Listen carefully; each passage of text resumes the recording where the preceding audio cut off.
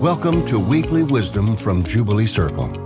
We teach the common wisdom of love and unity that is found in all mainstream religions, metaphysical teachings, mysticism, and inspired secular and religious writers and teachers throughout the ages. Our goal is to help you connect with your higher divine self and transform from the inside out so you can become a force for love and transformation in the world. Each week we bring you wisdom from our founding spiritual director, Reverend Candace Shalou, and other guest speakers. We hope you enjoy this week's Words of Wisdom. It was that North Carolina writer Thomas Wolfe who coined the phrase, "You can't go home again." But with all due respect to Mr. Wolfe, our entire purpose in this world is to use it to go home. This egoic world is one that we created when we began to believe that we were separate from God. Like the prodigal son, we were dissatisfied with life on the farm of unity, and we wanted to go see what else this vastness offered us. So we made up this world of suffering, of strife and sadness. We made up this world of breathtaking beauty, of delicious food, and all the bodily comforts that we can imagine. We created this world where hate appears to be the opposite of love, and where we judge people as either wonderful or recalcitrant. What was the word? Mumpsimus, that's a noun. Mumpsimus. That's adhering to things that are unreasonable, Okay. like conventions See? and attitudes. Your vocabulary just grows exponentially here at Jubilee. As the children's song goes, life is but a dream, which means we're still at home in our Creator, snoozing in our beds as God communicates with us through the Holy Spirit to help us awaken. And when we do, we will find, like Dorothy in The Wizard of Oz, we've been asleep in our own bed at home all along. And what if I told you, Jubilants, you can go back to that home right now? And it may be something that's appealing, but it also may not be appealing, because we're constantly trying to straddle these two worlds between our ego and spirit. But when we give up the struggle, when we finally choose once and for all the world of spirit, even as we remain in our bodies, then we'll truly experience heaven on earth, which is what it means to go home. And when we create that moment of heaven right here in this moment, all we'll know to say is, oh yeah. Hear these wise and holy words from A Course in Miracles, chapter 15. As host to the ego, you believe that you can give all your guilt away whenever you want, and thereby purchase peace. And the payment does not seem to be yours. While it is obvious that the ego does demand payment, it never seems to be demanding it of you. You are unwilling to recognize that the ego, which you invited, is treacherous only to those who think they are its host. The ego will never let you perceive this, since this recognition would make it homeless. For when the recognition dawns clearly, you will not be deceived by any form the ego takes to protect itself from your sight. Each form will be recognized, but as a cover for the one idea that hides behind them all, that love demands sacrifice and is therefore inseparable from attack and fear. And that guilt is the price of love, which must be paid by fear. This is what the ego tells you. This is the lie. This is not true. You will not succeed in being partial host to the ego, for it keeps no bargains and would leave you nothing. Nor can you be partial host to it. You must choose between total freedom and total bondage, for there are no alternatives but these. You have tried many compromises in the attempt to avoid recognizing the one decision you must make. And yet it is the recognition of the decision, just as it is, that makes the decision so easy. Salvation is simple, being of God, and therefore very easy to understand. Do not try to project it from you and see it outside yourself. In you are both the question and the answer, the demand for sacrifice and the peace of God. From A Course in Miracles teacher Sean Reagan, in a sense, the Holy Spirit calls us back from the void by giving us permission to live simply and happily in a quiet, sustainable way.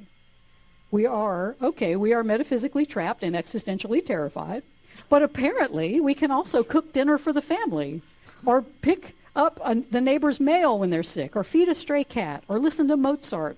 And those are all good and helpful acts. So there are at least symbols of love in the dream. So let's do that. Let's love and see what happens. Does anybody out here like summer camp? Did you like summer camp?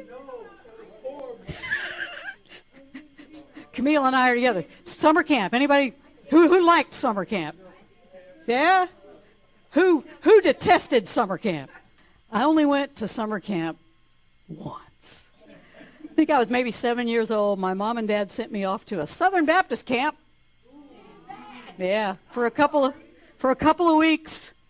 But if you are a fan of the great outdoors, this was an awesome place. I mean, it had a big lake to swim in, rustic cabins to sleep in with all the spiders, winding trails to hike, beautiful views to take in. There were also the communal showers. Yeah, it was for a 7-year-old. That's kind of traumatizing to have to shower with your best friend. Ooh. The inevitable leather wallet that you had to make in crafts class one day. And, of course, the unidentifiable meats that they served in the chow hall during every meal. I personally am a big fan of the great indoors, so all this communing with nature wasn't going really well for me. Yeah. The other thing I hated was being away from home. I'm a homebody. I'm not a big traveler. I prefer the comforts of my own space with my own things around me. Sleeping, eating, and showering with a bunch of strangers and a few friends doesn't hold much appeal. So, I was only a few days into this summer camp experience when I burst into tears. And the camp counselor took me into her room for a chat, asked me what was going on, and I told her what I missed about home, but apparently she didn't hear me correctly. And she said, "You miss your dad?" she said as she sympathetically patted me on the shoulder. I looked up angrily and enunciated, "No, I miss my dog." Miss my dad? Are you kidding? Last thing I missed. But I certainly wasn't the only homesick kid at that camp, and I dare say I am not the only homesick person in this room right now. To some degree or another, we're all homesick. On some level, we all understand that old Southern Baptist slogan that I was raised with that went, "This world is not my home." Now, in the Southern Baptist teaching, the slogan led a lot of people to really simply forsake the world, to only be very concerned with their own salvation and perhaps those that they love to the exclusion of others. Or it would result in fervent, if not violent, attempts to convert others to Christianity on the basis that if you remain unsaved, you'll never return to your home in heaven. You'll instead burn for eternity in a godless hell. There is, however, another more positive and abundant way of looking at this slogan. By declaring that this ego world is not our home, we're not checking out of this world and simply sitting on the sidelines and gazing at our own navels, or working to make just ourselves or those we love as comfortable as possible for as long as we're here. The slogan's power comes not from a misguided call to withdraw or aggressively convert others to our ideas, but from the realization that none of us, not one of us, truly feels at home here. We're all homesick. We're all suffering from some form of existential angst about our bodily existence. We all wonder what our purpose is in this life. We all seek the same thing: security, peace, love. That knowledge alone, that we all seek the same thing, we're all homesick, should inspire us to not walk away from the world, but to walk more fully into it. Not of it, but into it, with the desire to spread the good news that this egoic world of competition and despair, it's not really our true home. Our true home is with God. And the truth is, we've never left.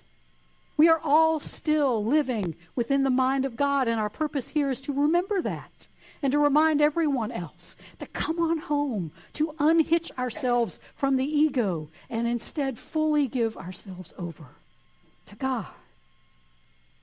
The ego, of course, will resist this belief. Right. I'm supposed to what now? Believe in some imaginary friend? Okay. Because if we realize that the ego is not our home, we'll withdraw our allegiance to it. We won't have faith in it anymore. We'll stop playing its game of seek but do not find. Our reading from A Course in Miracles tells us you will not succeed in being partial hostage to the ego, for it keeps no bargains and would leave you nothing. Nor can you be partial host to it. You must choose between total freedom and total bondage, for there are no alternatives but these. You have tried many compromises in the attempt to avoid recognizing the one decision you must make. That one decision is to go home, or to realize that in this upside down and backward egoic world that we're living in, we think we're homesick for our dog, but in capital R reality, we're homesick for God.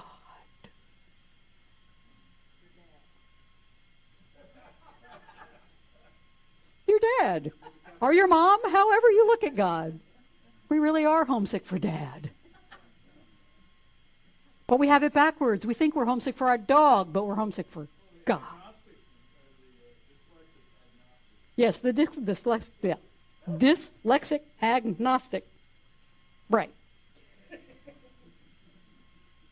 A Course tells us that this bodily world came into existence the moment that we had this tiny mad idea that we're separate.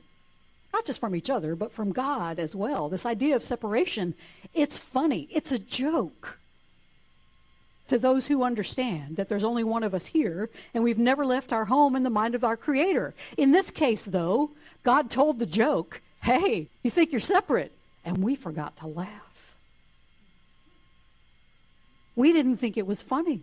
A Course says that's the moment that we forgot about our oneness because we took separation seriously. And then we made it our identity. We made it our home away from home. So here we are, all together in this bodily summer camp. We're sharing meals, we're sharing activities, though perhaps, I hope not showers. Unless that's your thing, no judgment. We get to experience the beauty of this world together, along with its challenges and its lessons. But as long as we are here existing in these flesh suits, we're always going to feel anxious. Nope, not as long as you are here. As long as you got this body, you're going to have the angst. That's just how it goes. But we may even feel scared, may even feel lost sometimes, but the Holy invites us not to despair when we feel homesick. Because simply being homesick is a sign that we are becoming more aware that this life is but a dream and that God is our true home. Now, if this is true, if we're stuck in a dream, pining for our home in God, then we can begin to create what A Course calls the happy dream. As Mary Chapin Carpenter sings, when we rest in the arms of the great wide open, we create happy dreams that bring us almost home. Happy dreams, as A Course tells us in chapter 18, come true because they are loving. And they are focused on bringing that love into this bodily existence because we know it's our function, not just to alleviate our own anxiety and angst, but to alleviate the homesickness of everyone we meet. This is the first step in realizing that we're truly hosts to God instead of hostage to the ego. And that's what makes the dream happy. We realize that the ego and the guilt it produces in us that we experience as homesickness and anxiety is a choice that we have made. And that means we can choose again. We can choose to go home. We can choose to go home to God right now and take all of our holy siblings with us. And we don't have to die. We don't have to die to go to heaven because it's available all the time, right now. As our reading this morning says, in you are both the question and the answer, the demand for sacrifice and the peace of God. And this jubilance is the key to going home. We realize we carry within us both the egoic idea of separation and guilt and our true home of unity and love. So when we turn inward, when we turn to that place of silence, that place of peace and joy and love that created us and lives in us and through us as us, then we can find a way to go home right now. Because, jubilants, heaven, our true home, is in this moment. Right here, right here. You have a choice. Are you creating heaven or hell? Right now. Often, we forsake this moment. We declare this moment is not my home because we're trying to get to what we think must be a better moment than this one. Lunch, perhaps, if you're hungry, right? Thinking about lunch. Well, you're not in the present moment. Come back. Come on home. We also retreat from this moment by going to the past, reliving what we believe are our glory days. Oh, remember that time? It was so great. Nostalgia, right.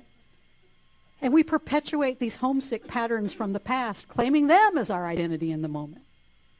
We find that difficult, though. So we try to live in two worlds, both the ego world and our Creator. This, however, it never works. Often leaves you feeling worse when we realize that this present moment is all we have and that it constantly offers us the chance to go home. Then we see the choice is clear. We miss our God. We miss our dad, and we want to go home. So what does that look like? Well, according to A Course, none of us goes home alone. We have to bring our holy siblings with us. That means that those of us who are creating this happy dream, we're stirring in our slumber, and that means we are the ones that we're waiting for in this world to awaken and awaken others. We're the ones who must be awake enough in each present moment to become the conduit, the embodiment of God's love in the world. Whenever we find ourselves feeling homesick or anxious, it's a reminder that we have forgotten to laugh at this ridiculous idea of separation. It's funny when you think about it. It's funny. But when we forget, that means we're the hostage to the ego. And we've forgotten our true function, which is to be the host to God. So whenever we feel homesick, we have to remember everybody else feels that way too, on some level of consciousness. If you have anxiety, you feel homesickness.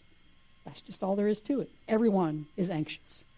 Such a revelation should soften our hearts to all of our holy siblings and bring out a desire in us to alleviate their fear and anxiety by becoming what's missing, that presence of love and peace, no matter who it is or what we're doing. As A Course teacher Sean Reagan writes, in a sense, the Holy Spirit calls us back from the void by giving us permission to live simply and happily in a quiet, sustainable way. Okay, we are metaphysically trapped and existentially terrified, but apparently we can also cook dinner for the family or pick up a neighbor's mail when they're sick or feed a stray cat or listen to Mozart, and those are all good and helpful acts. So there are at least symbols of love in the dream. So let's do that, he says. Let's love and see what happens. Let's love and see what happens. That's a cure for your homesickness. Because if you become the force of love that we're all meant to be in this world, then what you will see happen will be miraculous.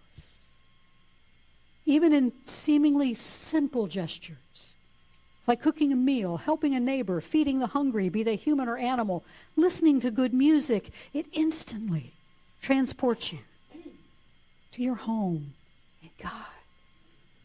When we were here Friday night listening to great music, how many of you were home? Those of you who were here, man, just took you right home, right? Right? When we're engaged in these activities, there's no anxiety, there's no fear, there's no guilt, there's no separation, there's only oneness, unity, peace, love, and joy. And this jubilance is heaven. That's our home. We often think that we have to make grand gestures to convey love, but think of times when you have felt the most loved. I'm going to bet it's not when you found a new car with a huge bow on it in your driveway at Christmas. Who does that? Above my pay grade. It's in the Christmas morning ritual of being together. Or it's in the simple meal that you cook with love and share with those closest to you, or even strangers. It's the moment when you step outside of your own needs and fears and reach out to someone else, be they family, friends, or strangers. And these are the moments, Jubilants, these are the moments when we go home, when we create moments of heaven here on earth. And this is what A Course in Miracles calls the Holy Instant. It's a moment of homecoming when the egoic world ends in laughter as we remember to laugh at the preposterous idea that we could ever be separate from God and one another. So, Jubilants, are you homesick this morning? Are you feeling like this world isn't your home? Do you want to go home? Because you can. Right now, in this very moment. How? By showing others the way home.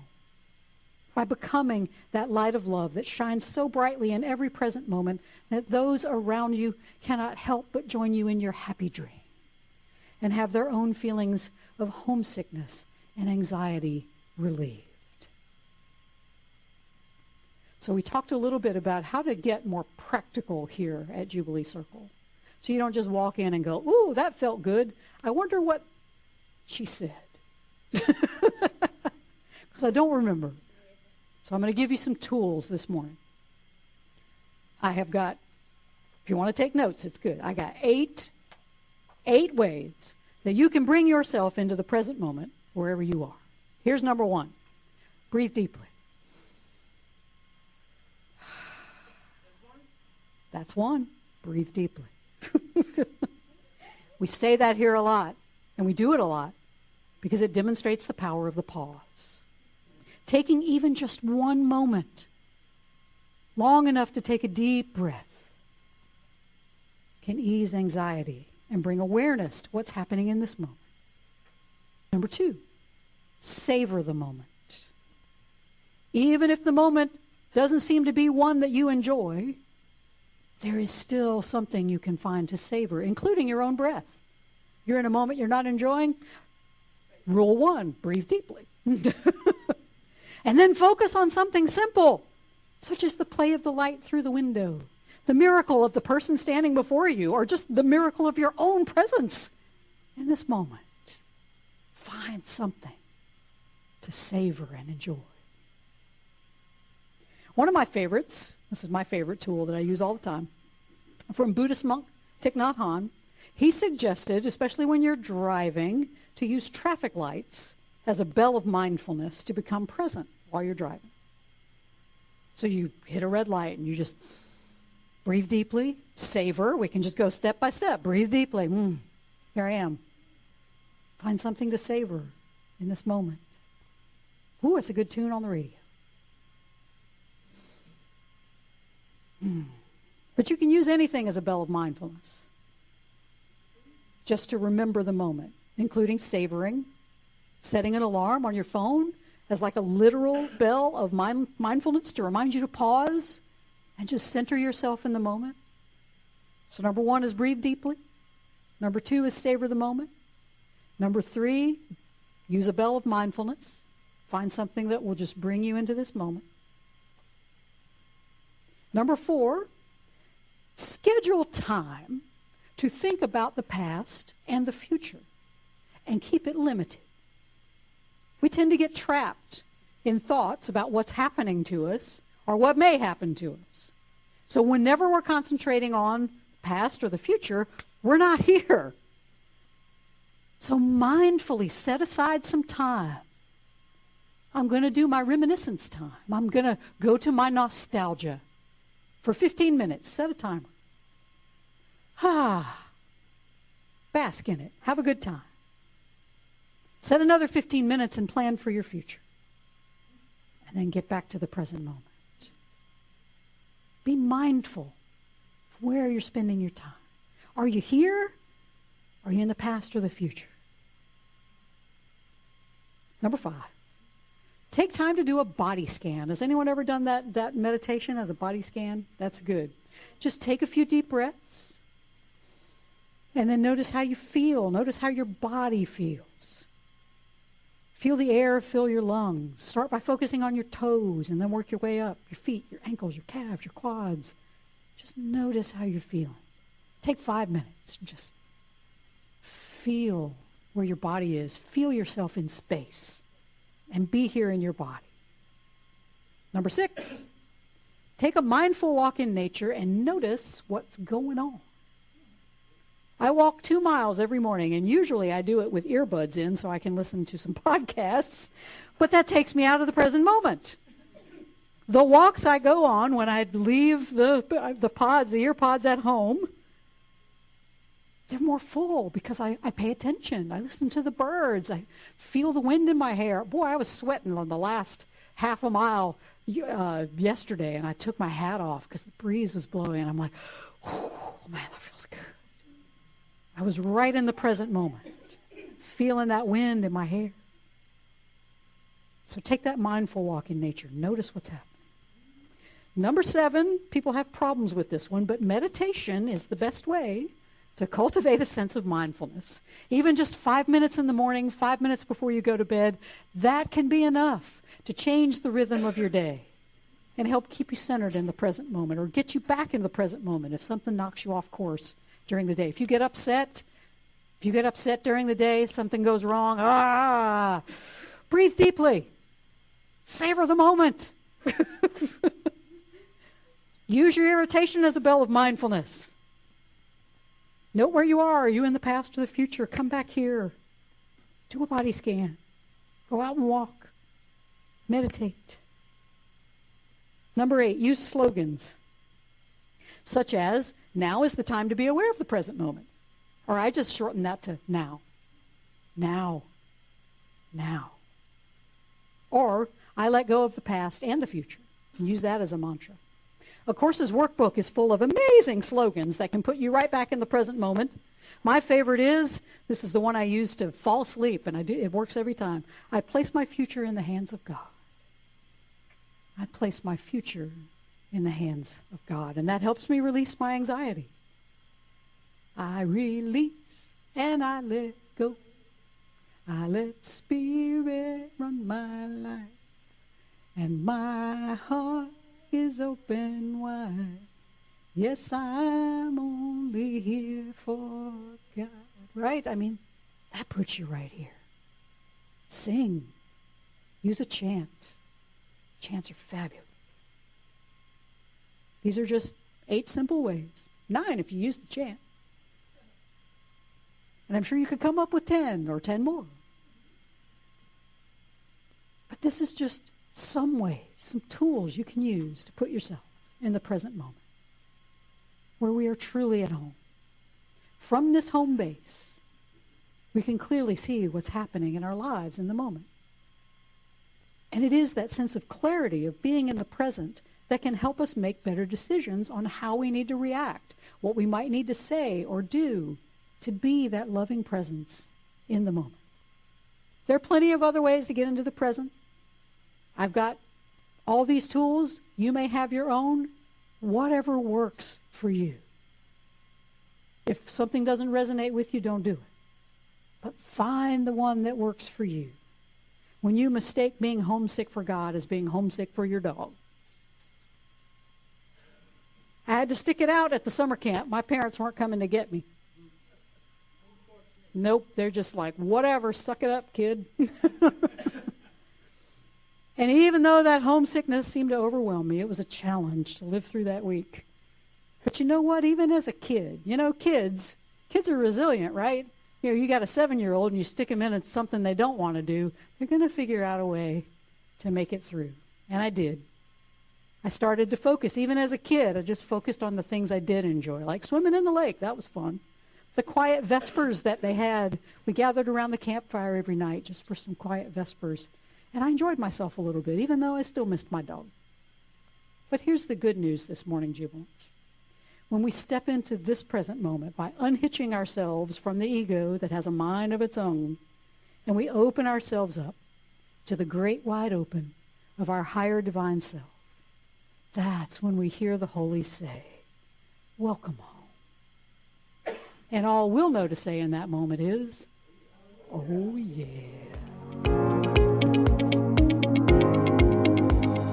Thank you for joining us for Weekly Wisdom from Jubilee Circle. If you enjoyed the program, we hope that you'll support us by leaving a good review of this podcast wherever you download your shows. We also hope you'll support us in other ways, either by becoming a subscriber to our YouTube channel and our weekly newsletter, or by supporting us financially. You can find out how to do all of that by visiting our website at jubileecircle.com. Many thanks to Audio Coffee from Pixabay for supplying our podcast music. Join us again next week, and until then, take the words of Meister Eckhart with you. If the only prayer you ever say is thank you, that will be enough.